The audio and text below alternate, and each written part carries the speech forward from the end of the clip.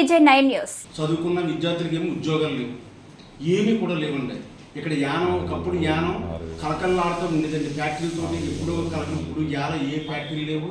ఇది కాకపోయినా ప్రజలు పక్కకు ఆంధ్ర వచ్చి అక్కడ జీవనం సాగిస్తున్నారు. ఇక్కడున్న టోటల్ మహిళలు తాళరై వచ్చి అక్కడ రైలు ఫ్యాక్టరీలో రైలు వచ్చి పనులు చేసుకుంటున్నారు. ఒకప్పుడు ఆంధ్ర నుంచి ఇక్కడికి వచ్చి అనేక మంది ప్రజలు వచ్చి ఇక్కడ జీవనం సాగించడం ప్లాన్ చేసేవారు. ఇక్కడ ఒక్కొక్క రైస్ కార్డు కావాలంటే ఎంతో పోరాటం చేసి వచ్చేవారు. ఒక సింగిల్ బల్బు ఫ్రీ ఇచ్చేవారు అన్నప్పుడు, ఒక బల్బు కరెంట్ ఫ్రీ ఇచ్చేవారు గత గవర్నమెంట్లో. ఇప్పుడు ఏమైందంటే అండి, పేదవాడు కరెంటు బిల్లు కట్టుకోవడానికి చాలా ఇబ్బందులు పడుతున్నాడండి. దీన్ని మరి పాండిచేరి ప్రభుత్వం ఏం చేస్తున్నారు, ప్రైవేటీకరణ చేస్తుందండి. విద్యుత్తును ప్రైవేటీకరణ చేస్తే అది ఏమవుతుంది, పబ్లిక్ ఏమవుతుందండి, ఆటోమేటిక్గా 10 రూపాయలు కట్టేది 20 రూపాయలు అయిపోద్దండి. దానికని ఏంటంటే యానాన్ని ఉన్న టోటల్ ప్రజలు రేపు బంద్ పిలిపించారు. మొత్తం స్టేట్ పాండిచేరి స్టేట్ యానంలో ఉన్న ప్రజలు కూడా అందరూ కూడా రేపు రోడ్డు మీద వస్తున్నారు. స్వచ్ఛందంగా ప్రతి ఒక్కరు కూడా గవర్నమెంట్ ఎంప్లాయీసే కాదు, యూనియన్ ప్రజలే కాదు, ఫ్యాక్టరీలు నడిపిన వాళ్ళే కాదు, సమస్త జనులందరూ రోడ్డు మీద వస్తున్నారు. దాన్ని పూర్తిగా సహకరించడానికి మీ పర్మిషన్, పోలీసు మీ పర్మిషన్ కూడా ఇవ్వాల్సిన బాధ్యత కూడా ఉంది. మీరు కొంచెం రేపు మీరు కూడా కొంచెం సపోర్ట్ చేయాలి సార్.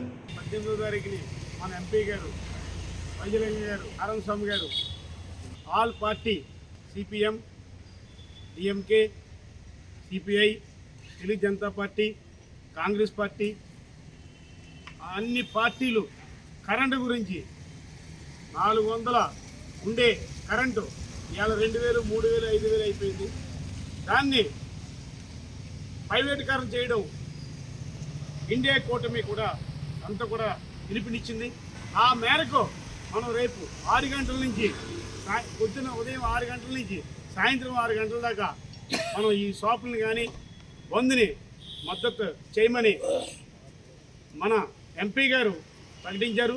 అదేవిధంగా యానంలో కూడా మనం కూడా షాపులన్నీ ముగించి పిలుపునివ్వడం జరిగింది.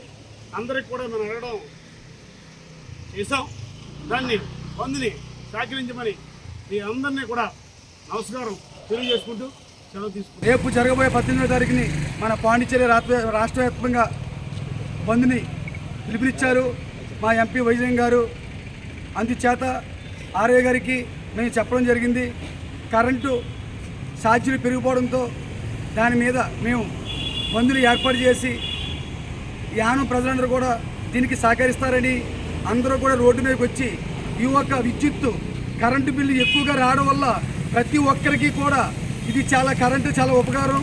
అందరూ కూడా పేదవాడు ఏంటి, సామాన్యుడు ఏంటి, ఉన్నవాడు అందరూ వాడుకుంటున్నారు.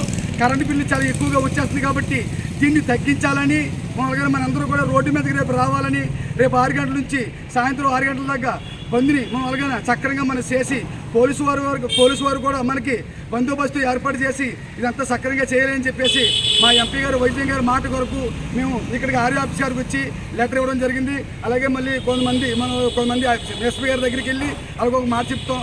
దీనికైతే మాత్రం యానం ప్రజలు, మహిళలు కానీ, కుర్రోళ్ళు కానీ, యూత్ వారు కానీ, లీడర్లు కానీ, పెద్ద నాయకులు కానీ ప్రతి ఒక్కరు కూడా ఈ ఒక కరెంటు బిల్లు మీద మాత్రం మనం స్పందించకపోతే రాను కూడా మన గతంలో అయితే మాత్రం 200 రూపాయలు ఉండే బిల్లుని ఇప్పుడు ఈ రోజున 2000 రూపాయలు అయిపోయింది.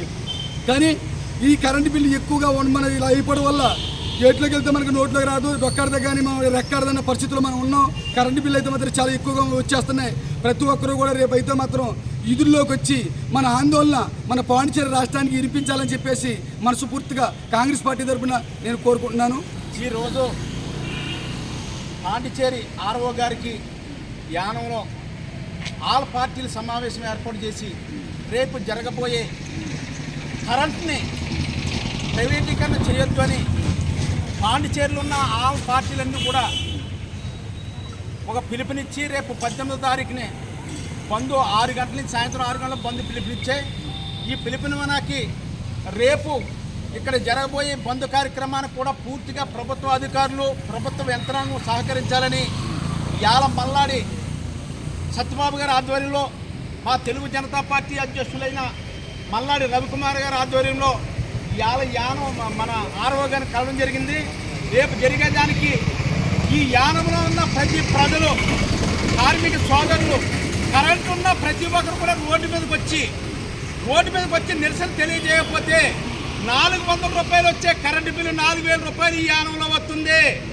ప్రైవేటీకరణ అయితే రేపు ఎంత వస్తుంది?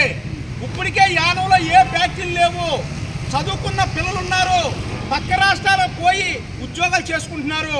ఈ ఆర్ఓ గారితో ఒకటే చెప్పామయ్యా, మీరు వచ్చినాక ఇప్పుడు ఏ విధంగా ఉంది ఇక్కడ, కనీసం యానంలో ఏ విధంగా ఏ పన్ను లేకుండా పిల్లలకే కాదు, చదువుకున్న వ్యక్తులే కాదు, సామాన్య ప్రజలు కూడా పక్కన ఆంధ్ర పోయి రైలుపేటలో పనిచేసుకుంటున్నారు.